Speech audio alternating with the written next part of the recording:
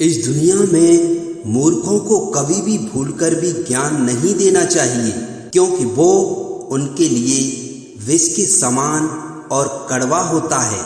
भगवान कहते हैं, जब सत्य की असत्य से लड़ाई होगी तो सत्य अकेला खड़ा होगा और असत्य की फौज लंबी होगी, क्योंकि असत्य के पीछे मूर्खों का झुंड भी होगा।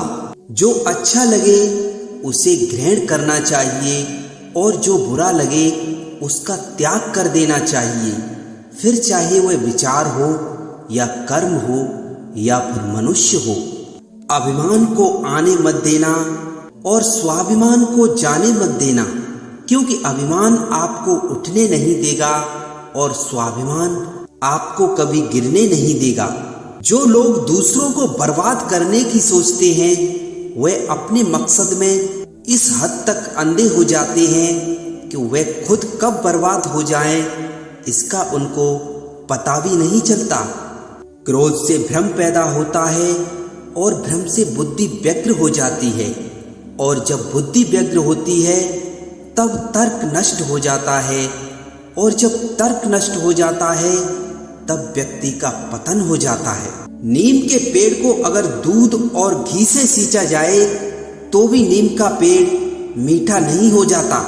उसी प्रकार दुष्ट व्यक्ति को जितना भी ज्ञान दे देना वह अपनी दुष्टता कभी नहीं त्याग सकता। अपनी पीड़ा के लिए संसार को दोष मत दीजिए, अपने मन को समझाइए, क्योंकि तुम्हारे मन का परिवर्तन ही तुम्हारे दुखों का अंत है। जीवन में समय से अधिक महत्वपूर्ण कोई नहीं होता है।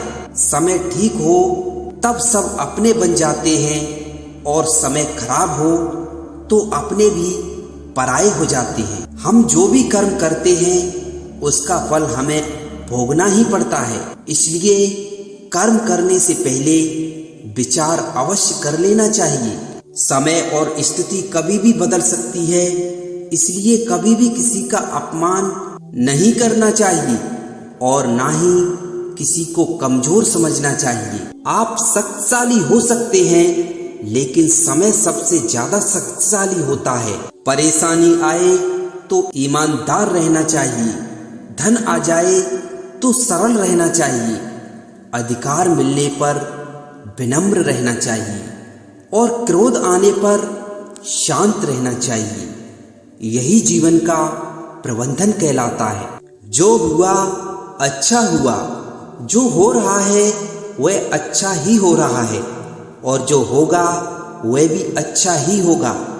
तुम्हारा क्या गया जो तुम रोते हो? तुम क्या लाए थे जो तुमने खो दिया? तुमने क्या पैदा किया था जो नाश हो गया? जो लिया यहीं से लिया, और जो दिया यहीं पर दिया। जो आज तुम्हारा है कल किसी और का था, कल किसी और का होगा, क्यों व्यर्थ की चिंता करते हो? जो बदला जा सके उसे बदलिए, जो बदला ना जा सके उसे स्वीकार कीजिए, और जो स्वीकारा ना जा सके उससे दूर हो जाइए, लेकिन खुद को खुश रखिए, क्योंकि वह भी एक बड़ी जिम्मेदारी होती है।